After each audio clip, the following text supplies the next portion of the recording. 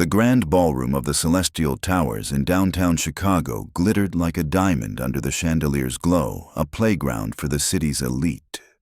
Modern art adorned the walls, and servers glided through the crowd with practiced ease, balancing crystal flutes and delicate hors d'oeuvres. At the heart of it all, encased in glass and bathed in spotlight, lay the evening's star attraction, a 300-year-old Stradivarius violin, its polished wood whispering of untold symphonies. The guests circled it like vultures, their conversations a symphony of faux admiration and thinly veiled arrogance. Tucked near the edge of the room, 12-year-old Malia Johnson stood frozen, her fingers clutching the handle of her second-hand violin case. Her dress, a thrift store find, was neat, but undeniably out of place among the sea of designer gowns. She'd been invited as part of the gala's Token Youth Arts initiative, though no one had bothered to explain what that meant. Malia's eyes never left the Stradivarius. She didn't dare touch it. She barely breathed. Then came Preston Rutherford, a silver-haired tycoon with a voice that carried like a foghorn. Spotting Malia, he smirked and turned to his entourage. Well, he boomed. Looks like we've got ourselves a little prodigy. The crowd tittered. Malia's throat tightened. Go on, Preston urged, waving a hand toward the violin. Let's see what you've got. Bet you can't even play Happy Birthday. His laughter was a blade. The auction manager hesitated, but Preston insisted, his tone dripping with condescension. What's the harm? It's not like she'll break it. The moment the Stradivarius touched Malia's hands, the room shifted. The air grew thick. She cradled the instrument like it was made of starlight, her fingers hovering above the strings. Preston's grin widened. Cat got your tongue or just stage fright? Malia didn't flinch. Then, without a word, she lifted the bow and shattered every expectation in the room. The first note was a revelation. Rich, deep, alive. It wasn't Twinkle, Twinkle. It wasn't anything a 12-year-old from the South Side should have known. It was Vivaldi's sharp and aching A Tempest in 4/4 time. Preston's smile faltered. The crowd's murmurs died mid-breath. Malia played like the violin was an extension of her soul, each note a defiance, a reckoning. By the time she finished, even the waiters had stopped to stare.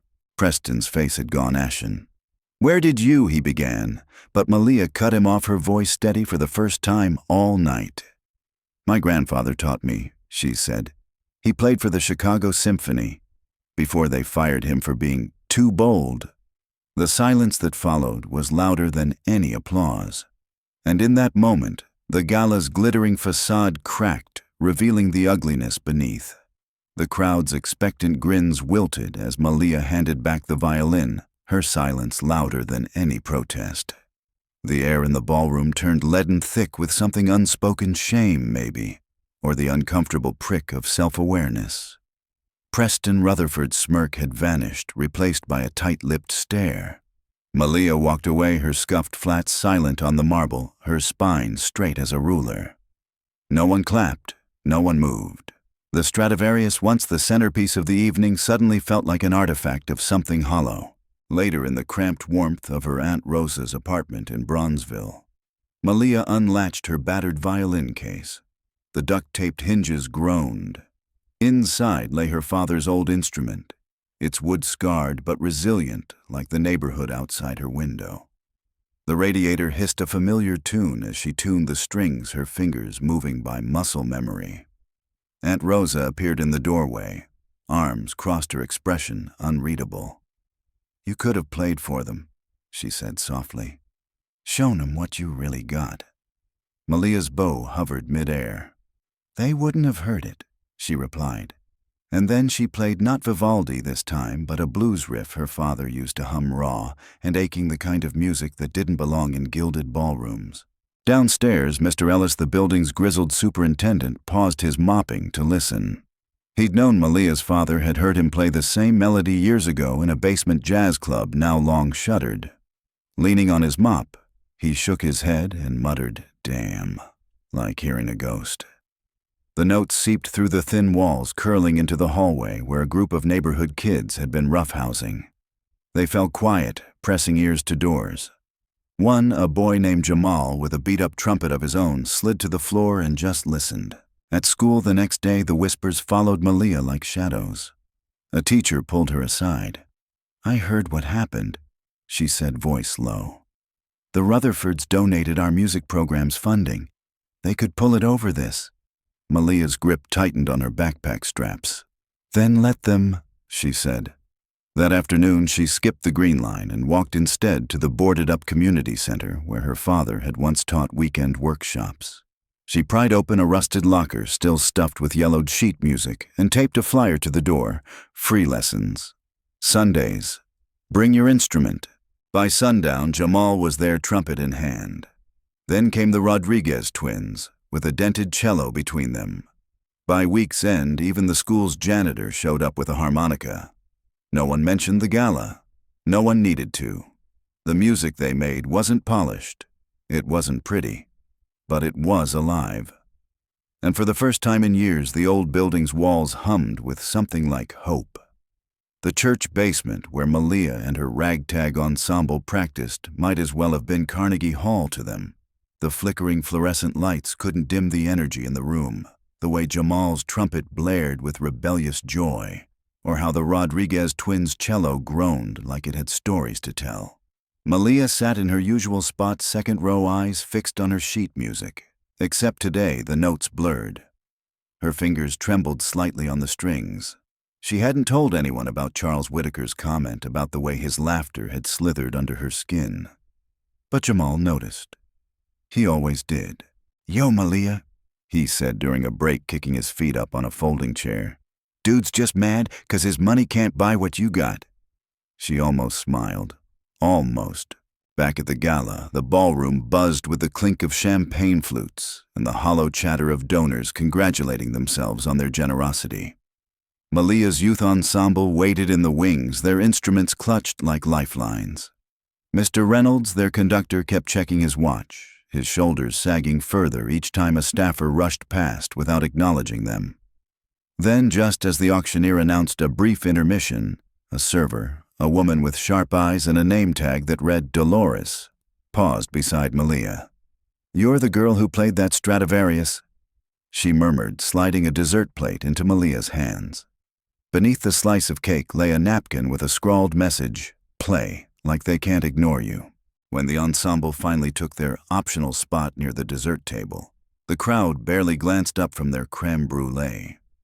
Charles Whitaker was mid-conversation, his back turned. Mr. Reynolds raised his baton. Resigned, but Malia stepped forward. Not to the center. Just enough. She lifted her bow, and this time she didn't play Vivaldi. She played her music. A furious, soaring rendition of Strange Fruit. The notes jagged and aching, the kind of song that carved space where none was given. The room didn't quiet all at once. It was a slow unraveling, forks, hovering whispers dying, Charles's head snapping around like he'd been struck. By the final note, even the wait staff had stopped moving. The silence that followed wasn't polite. It was the kind that made people shift in their seats, suddenly aware of their own breathing. Then, from the back of the room came a single pair of hands, clapping Dolores, her apron stained with wine, her applause deliberate. Jamal joined in. Then the Rodriguez twins. Then, one by one, the entire kitchen staff, their ovation thunderous in the stunned ballroom. Charles's face twisted, but it was too late. The moment wasn't his anymore. Malia didn't bow. She just met Charles's glare and held it, her father's violin still warm in her hands. The message was clear. You wanted a show. Here's what you didn't pay for. The stage lights burned too bright, too cold, like hospital fluorescence, as Malia and her fellow students took their haphazard positions. The audience's murmurs were a living thing slithering between the notes of their shaky opening piece. Charles Whitaker's smirk was a blade in her periphery. Then, halfway through the third measure, the cellist's bow snapped. A brittle crack echoed through the sound system. The music stuttered. Someone in the front row snorted. Malia's fingers froze mid-note. For a heartbeat, the humiliation threatened to swallow her whole. Then she remembered Dolores's napkin message, the way Jamal had grinned at her in the church basement. Without missing a beat, she stood ignoring Mr. Reynolds's panicked glance and stepped forward. The mic was still too high, so she didn't bother with it. "We're gonna try something different," she announced, her voice cutting through the ballroom like a struck match. The crowd blinked, startled. Even Charles straightened in his seat. What came next wasn't on the program. Malia launched into a solo, not classical, not polite, but a searing rendition of "Lift Every Voice and Sing," the Black national anthem rearranged for violin. Her bow moved like a whip, the notes raw and defiant. For 2 bars, the room held its breath. Then Jamal, ever the rebel, abandoned the sheet music and joined in on trumpet, improvising a harmony that soared. One by one, the other kids followed, weaving their voices and instruments into the tapestry. The cellist, with the broken bow, she clapped the rhythm on the body of her instrument, turning flaw into flourish. The transformation was electric. The guests' wine glasses hovered forgotten. A silver-haired socialite in the second row dabbed at her eyes with a napkin. Charles's smirk had curdled into something sour. But the real twist came when the keynote speaker, the delayed philanthropist, entered mid-performance and froze in the doorway, her designer heels rooted to the spot. She didn't interrupt. She just listened, her clipboard clutched to her chest. When the last note faded, the silence was different this time, charged like the air before a storm. Then the philanthropist started clapping. Not the polite gloved applause of the elite, but a full-bodied ovation. The room erupted. Even the event coordinator, still tangled in her headset, cheered. Charles. He was already halfway to the exit, his PR team scrambling after him. Malia didn't bow. She just turned to her fellow musicians, their faces alight with something fiercer than pride. They'd been an afterthought, a filler. Now the ballroom smelled of overturned expectations and the sharp, sweet tang of justice. And as the spotlight finally found them, Malia realized they hadn't just filled the gap. They'd torn it wide open. The note hung in the air like a held breath. Then Malia's bow surged forward, unleashing a torrent of sound that seemed to rewrite the very atmosphere of the ballroom. The melody, her father's last unfinished composition, was a living thing. Now it coiled around the gilded pillars, slipped into the sleeves of tailored suits, and lodged itself in the throats of those who dismissed her. The youngest violinist, still clutching the borrowed bow, forgot to play entirely, her eyes wide as saucers. Then came the twist no one expected. Halfway through, Malia's bow struck a dissonant chord on purpose, a jarring, jagged interruption that made the crowd flinch. For 3 heartbeats, the music teetered on the edge of chaos. Charles Whitaker's fingers twitched toward his ears. But just as the discomfort peaked, Malia's fingers danced up the neck of her violin, weaving the discord into harmony. It was a musical sleight of hand, a metaphor too potent to ignore beauty born from brokenness. At the back of the room, the philanthropist, now fully arrived, abruptly stood, her chair screeching. She wasn't clapping. She was moving, striding toward the stage, with her assistant scrambling behind her. The guests parted like the Red Sea. Malia, eyes still closed, played on, unaware. The final note trembled, then faded. The silence that followed wasn't applause. It was the weight of a room holding its collective breath. Then 2 things happened at once. 1. The philanthropist reached the stage and did the unthinkable. She knelt. Not a symbolic gesture, but a literal kneel, her designer gown pooling on the floor.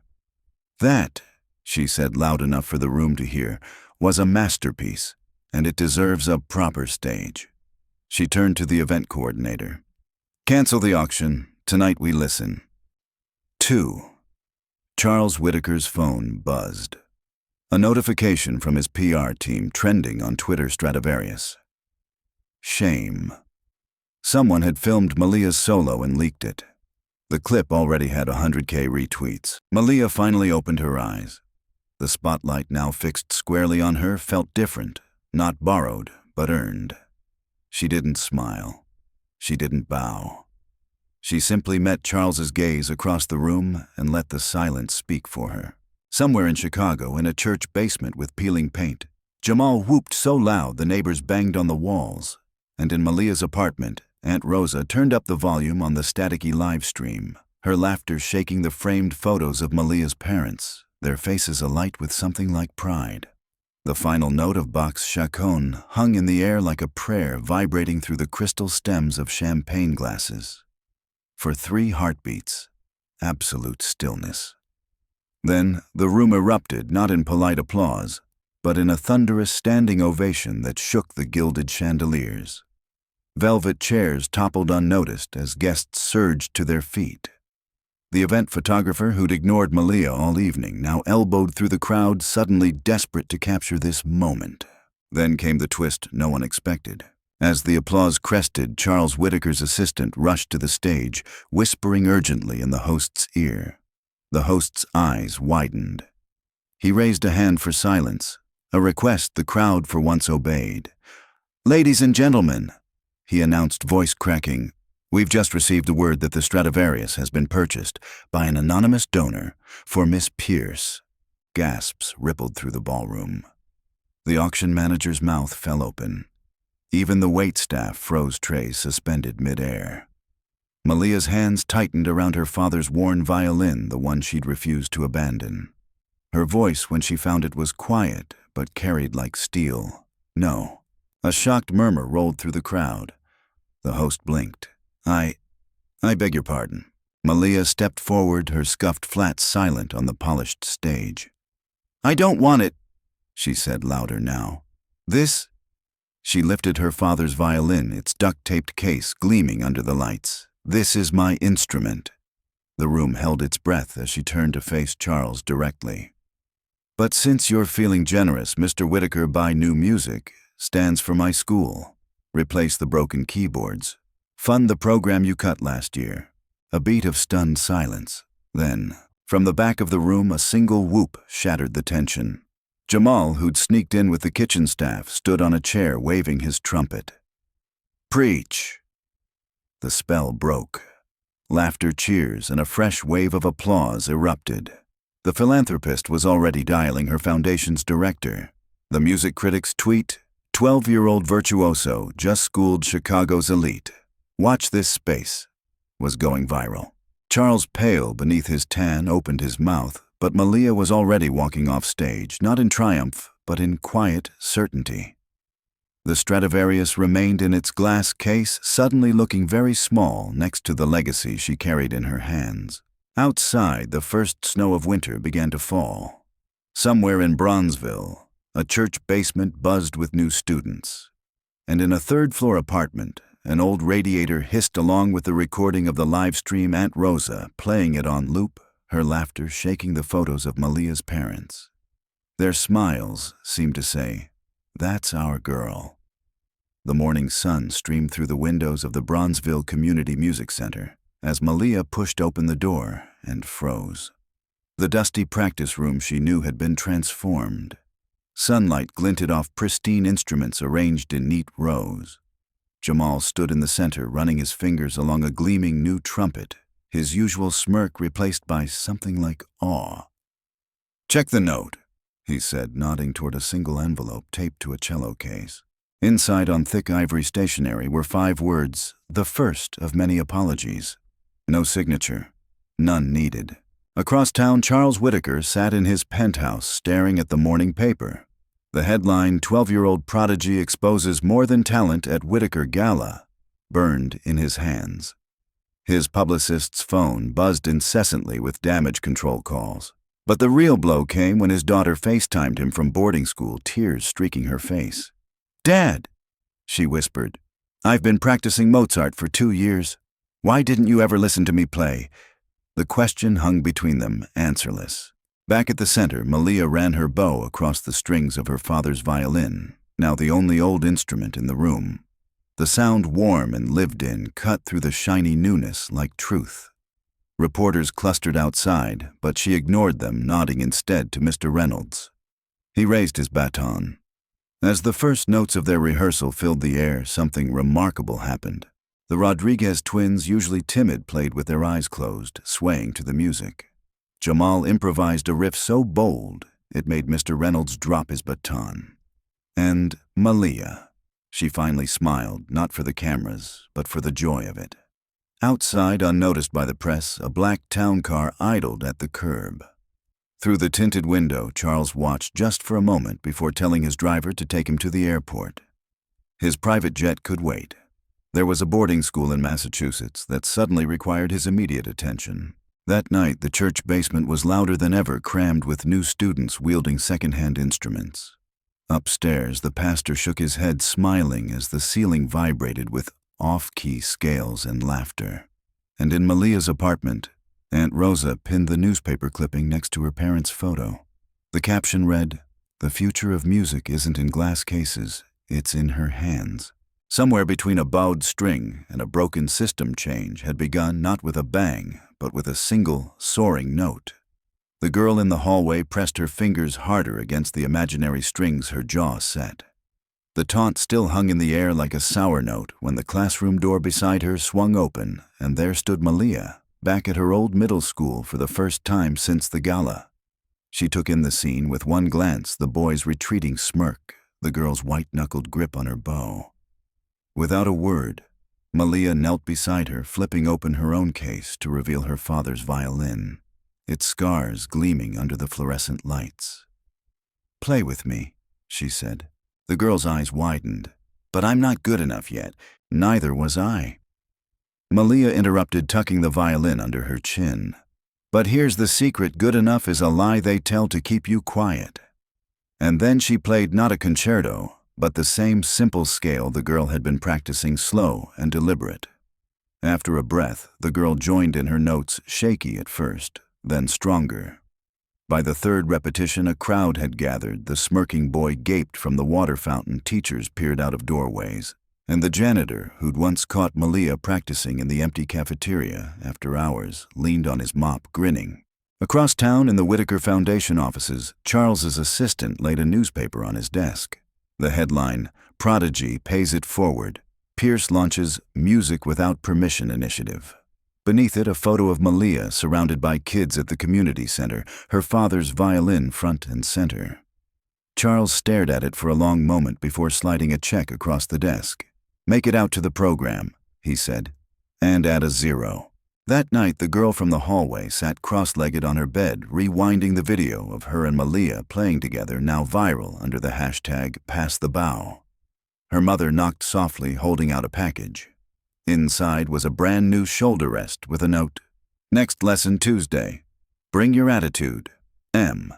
Down the hall, her little brother banged on a pot with a spoon, conducting an imaginary orchestra. And in the gala's grand hallway, the plaque beneath Malia's photo gleamed under a new spotlight. A single fresh scratch marred its surface, left, some said, by a diamond ring dragged in haste by a certain philanthropist who'd finally learned the difference between charity and change. The music, it seemed, was just getting started. The girl's violin trembled on the first note, then steadied as Malia's video played on loop beside her. She didn't notice when her bedroom door cracked open, didn't see her little sister sneak in clutching a toy ukulele. Not until a small voice piped up, "Teach me too." Across the city, in a high-rise office, Charles Whitaker's monitor displayed that same viral video, but now with a new comment pinned at the top. "My daughter asked why I never came to her recitals. After seeing this, I booked flights to every one of her college performances. Better late than never." CW. The upvotes were climbing by the minute. That weekend, the community center's parking lot overflowed with cars, not just students, but parents, local reporters, even the mayor. Inside, Malia stood beside a chalkboard scrawled with one phrase, "Play like they'll forget you tomorrow." The air smelled of rosin and ambition as 50 kids, some with professional instruments, others with duct-taped rentals, raised their bows in unison.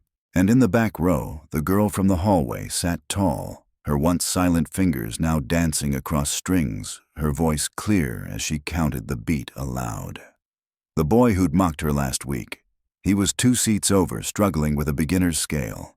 When their eyes met, she didn't smirk. She just slid her sheet music halfway across the stand. Some revolutions begin with a shout. This one began with a chord.